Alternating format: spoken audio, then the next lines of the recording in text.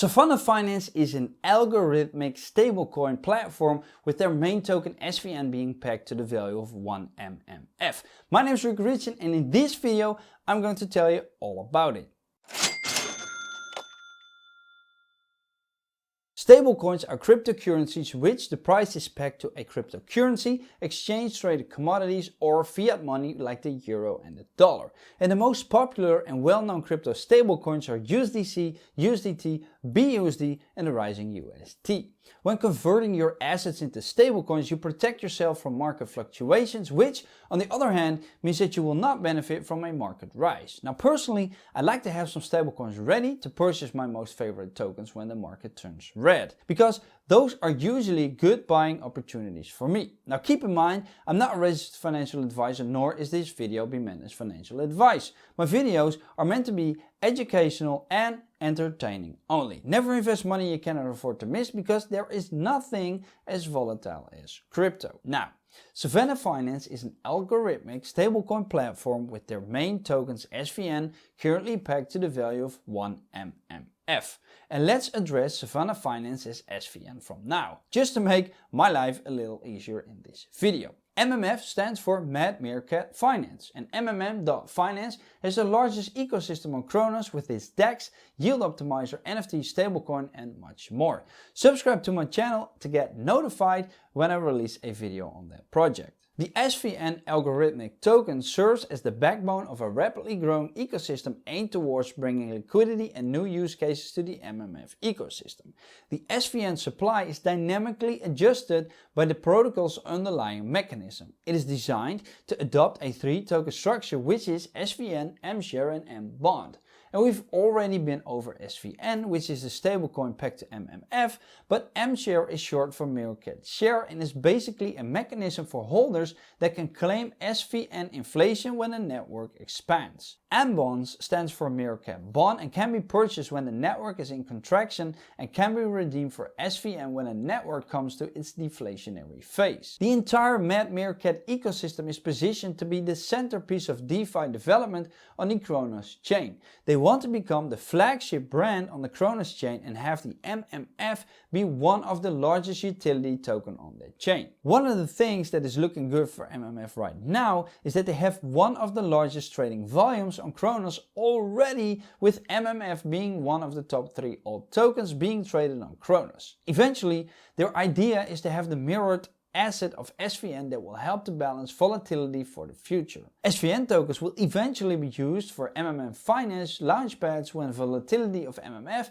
hits such a point where it is sensible to do so. So all these stablecoins, and what makes SVN different? Well, unlike algorithmic tokens like USDT that are pegged to the dollar, SVN is not pegged to a stablecoin. On top of that, they will also be able to build on top of the MMF ecosystem, which will allow them to have better control on how the two mechanics interact between SVN and MMF. One lag they see with the other stablecoins is their use case. You just hold them and that's it. There's no benefit other than avoiding markets going up or down. So in order to successfully maintain the SVN and MMF peg in the long run, the MM team will maintain a focus on innovation around enhanced functionality in use cases. The primary liquidity will be held in the SVN MMF liquidity pools, which will create a huge lockup in MMF tokens, and the protocol is primarily set up as a DAO that aims to accumulate MMF tokens to lock for VMMF. Now let's say all mechanics fail to allow the protocol to regain peg, then the developers will step in with MMF to make sure that SVN regain its peg. This is in addition of the bailout fund that's in place. And finally, unlike other projects that peg their tokens to other tokens which they have no control over, their team holds control of the MMF trajectory and thus are able to ensure that the goals of price appreciation for both the SVN and MMF tokens are aligned. The SVN token is designed to be used as a medium of exchange, and how the peg works is this. When SVN is below the peg, token holders can purchase MBond and SVN will be burned. This will reduce the circulating supply when users redeem SVN tokens with a 1-to-1 ratio.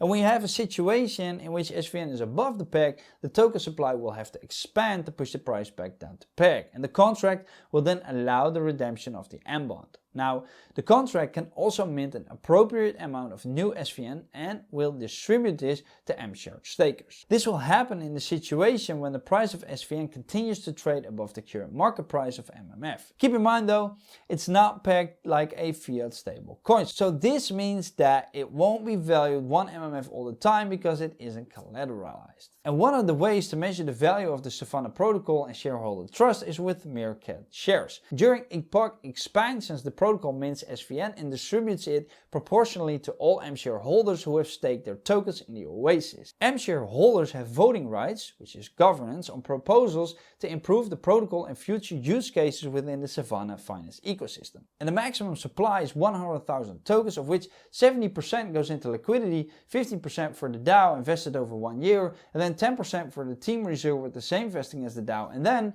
with the same vesting 5% is for the treasury. Now, besides the SVN token and M-share, there's also MBonds as mentioned earlier, and the main job of it is to help incentivize changes in SVN supply during epoch contraction period. MBonds are issued in a situation that the time-weighted average price of SVN falls below 1 MMF and can then be bought with SVN at the current price. The exchange burns SVN tokens, which takes them out of circulation and thus should help the price get back up. These MBonds can be redeemed for SVN when the price is above peg in the future, plus an extra incentive for the longer they are held above peg. Also, contrary to early algorithmic protocols, MBonds do not have expiration dates, so that's a good thing to know as well. And as long as the treasury has a positive SVN balance, these MBonds can be redeemed for SVN. The Savannah platform offers the Desert, Oasis, Swamp and Exchange, and in the Desert you can stake your LP tokens to earn M-share tokens, and the share pool rewards are available for 12 months.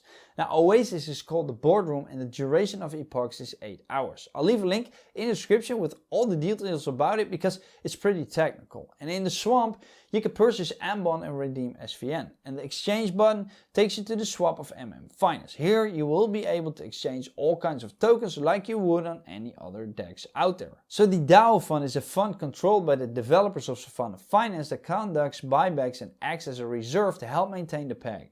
It's the second line of defense on top of the bond mechanism, and at first the funds will be controlled by the developers, but in time they will move to a governance system, which allows voting on the use of funds by the community. Think of things like marketing, investment opportunities and much more. And if the SVN time weighted average is below 1, buybacks will happen that are initiated by the DAO. These won't be publicized by the core team until after the protocol is back in expansion. This is to prevent front running. And is the time weighted average high, the DAO will move on and sell some SVN. This is to help assist the price coming down. There are 2 more things when it comes to the DAO fund, which are that at the discretion of the core team, a range of assets will be held and it may or may not be used to invest in safe projects to earn yield and grow itself at the discretion of the team. The team behind Savannah Finance is the Mad Meerkat team. Now, unfortunately, I couldn't find any information on them, but know that they have been through a couple of audits like Certic, Immunify, Bug Bounty, Paladin Security and the Slow Mist audit. All of them have been passed, so that shows to me that this is a solid project. And if this project got you enthusiastic, I highly encourage you to check out all their socials. They are active on Twitter, Telegram and Medium. All the latest updates regarding the project can be found over there. And if crypto is something that you're interested in, click that playlist over there. For now, my name is Rico Richardson. Thank you for watching and I'll see you next time. Doei!